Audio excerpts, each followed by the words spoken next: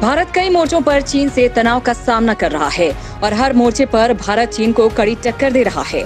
अब चीन में इस बात पर मंथन चल रहा है कि भारत का अगर भविष्य में सामना करना है तो चीन के पास कौन कौन सी रणनीति होगी। इसी कड़ी में चीन के सेंट्रल बैंक ने भारत को लेकर नया आइडिया दिया है, जिस पर चीनी सरकार तुरंत एक्शन लेने वाली है। इसमें कहा गया है कि चीन भविष्य में भारत से टक्कर नहीं ले पाएगा। भविष्य में चीन झेलेगा भारत से नुकसान।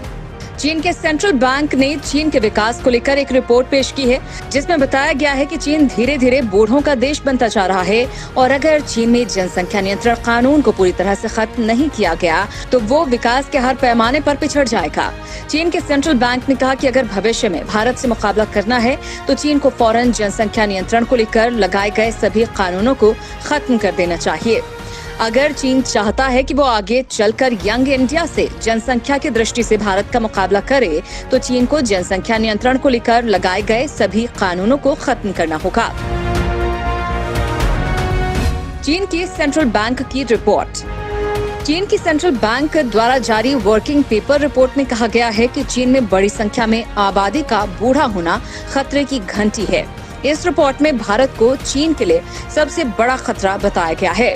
रिपोर्ट में कहा गया है कि चीन की बूढ़ी आबादी भारत के जवान जनसंख्या से मुकाबला करने में नाकामयाब हो जाएगी। चीन की सेंट्रल बैंक ने चीन की कम्युनिस्ट सरकार को सौंपी अपनी रिपोर्ट में कहा है कि अगर भारत और अमेरिका से भविष्य में मुकाबला करना है तो चीन में फौरन जनसंख्या नियंत्रण को लेकर बनाए गए सभी कानूनों को खत्म कर देना चाहिए। रिपोर्ट के मुताबिक चीन की जनसंख्या दर लगातार कम होती जा रही है, लिहाजा चीन की सरकार को एक बच्चा कानून फौरन खत्म कर देना चाहिए।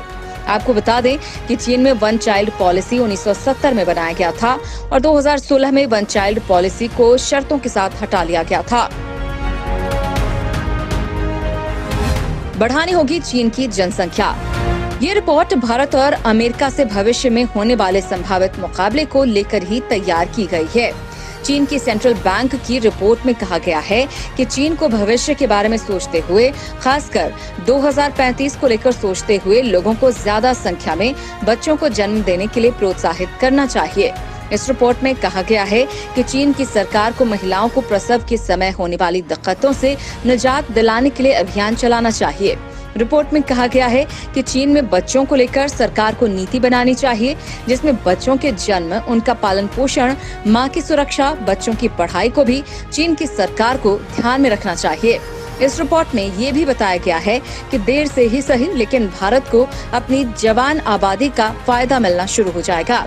वहीं इस रिपोर्ट में ये भी बताया गया है कि कुछ सालों में चीन अर्थव्यवस्था के लिहाज से अपनी बूढ़ी आबादी के साथ अमेरिका का मुकाबला करने के लायक नहीं रह जाएगा।